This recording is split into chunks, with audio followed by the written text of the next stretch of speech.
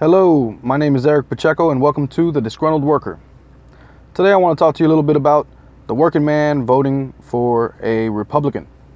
And the reason I bring that up is because it's suicide. Yeah, I said it, suicide. How in the heck are you as a worker in this country going to vote for a party that wants you to make peanuts for the work that you do, for the sweat of your brow? They want to take away everything that we fought for since the 19th century to gain a foothold in where we are today. Today we enjoy work protections. We got OSHA, we got a couple things, we got some decent pay for union labor. IBEW stand up. We make top dollar in the electrical field. But here we have a Republican Congress that wants to put out national right to work laws. And what does that do? It undercuts unions. And I got union brothers that vote for the GOP. It's crazy. You got to get your head straight. The GOP is nothing more than the corporate arm of politics. All they do is they focus on policy that enriches the wealthy, which are already super rich, already taking in massive amounts of money, massive amounts of the income since Barack Obama took office went to the top 10%, top 1%. It's insane. Guys like you and me, girls like you and me, people that work for a living are getting shafted daily by the GOP. And yet, because of your morality, you want to vote for the GOP. It's insanity. They're not even moral. I mean, look at Bill O'Reilly. Bill O'Reilly had to get fired because on his moral high horse, he's sitting there harassing women because, I don't know, maybe he doesn't have any game. Maybe he doesn't know how to speak to a woman to be able to have her be attracted to him. I don't know. Sometimes it feels like when people get into a position of power, they abuse that. And when they do, they should be held accountable. Right now, we have a monster for a president, an orange monster. And a lot of my construction brothers, working families, and people that work for a living voted for this clown, this buffoon, this moron.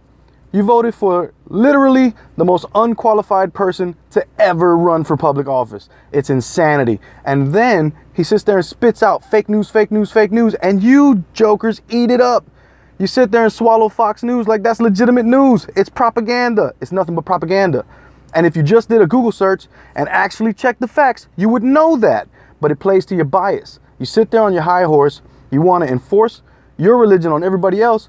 But that's not how America works. It's not the way this country was founded. You see, here we have freedom of religion.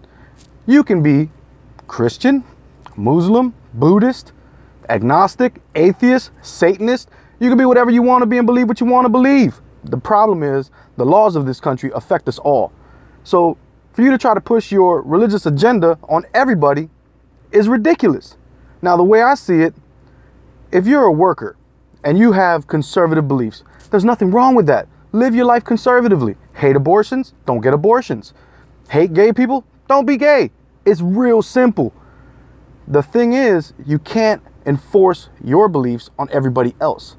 So once you get that in your head, we can all unify and unite and get this country to work for us again, our government to work for us again. We have a defense budget that's insane. It's so much bigger than the top defense budgets of other countries that you have to add up 8 other countries to even equal what we do in 1 year. It's crazy. And yet we don't have money for school. We don't have money for free college. We don't have money for free health care. We don't have money to take care of poor people that are starving by no fault of their own.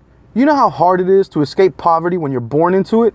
It's insanely difficult. And then you have folks that get out of it and they think because they were able to escape poverty and make it into a middle-class lifestyle that anybody could do it. All you gotta do is just work. No. See, I know for myself, I was born into a decent middle-class family that once the divorce happened, we fell into poverty, okay? I watched my neighborhood become, by and large, a ghetto. We had drug dealers on the corners. My home was falling apart. My mom worked her butt off, God bless her, unbelievably how she was able to work and pay those bills every month and be able to maintain. But we were poor. I remember picking out clothes from garbage bags. I made it out simply because I fell upon a chance. Somebody spoke to me. I was working as a security guard and a construction company came to remodel some of the facilities at the condominium complex where I worked, and they happened to be a union contractor. And God bless Sergio Mayer, I see you, brother. Sergio Mayer spoke to me and said, hey, boy, what are you going to do with your life? And I didn't have a good answer. So he told me about the union, and I leapt at the chance. And the rest is history. Now I'm living in a decent middle-class lifestyle, and I didn't do anything for it other than to say, okay, I'll go down and fill out the application.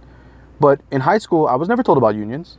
In high school, I was never told about the trades. I was told I had 3 options: military, college, and then the other option was to go into the workforce. But they didn't say trade schools. They didn't say unions. Now, I grew up in Florida, down south in Miami, and the union down there is very weak. But we're trying, man. We're fighting hard, but we're fighting ourselves, because the conservatives amongst us, God bless you, you're conservative and you're religious. That's beautiful. Just live your life that way. But when you vote, you got to vote your wallet. It's the only thing that makes sense. You got to vote for the people that support you. You can't sit there and vote for someone who wants to shaft you. It doesn't make it defies logic. It just defies logic. And I need you guys to understand that, because if you don't understand that, we're going to keep on losing ground. We've already lost an insane amount of ground over the last 40 years. We're going to keep losing ground unless the American worker wakes up. How in the world did the American worker vote in a billionaire and expect him to care about the American worker? The man sits there and tells you about made in America, and yet he imports all of his crap. The steel for his buildings come from China. His clothing is made in Bangladesh and China and all these other spots. Look at Ivanka. Ivanka sits there and makes all of her clothes in China, and she pays her workers $1 an hour. That's who you elected to be president. And this is not fake news.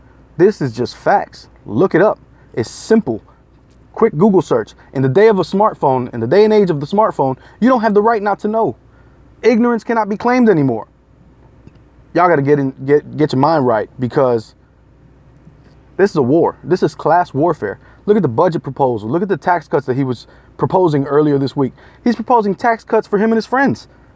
They're not going to help you. They're going to increase our taxes.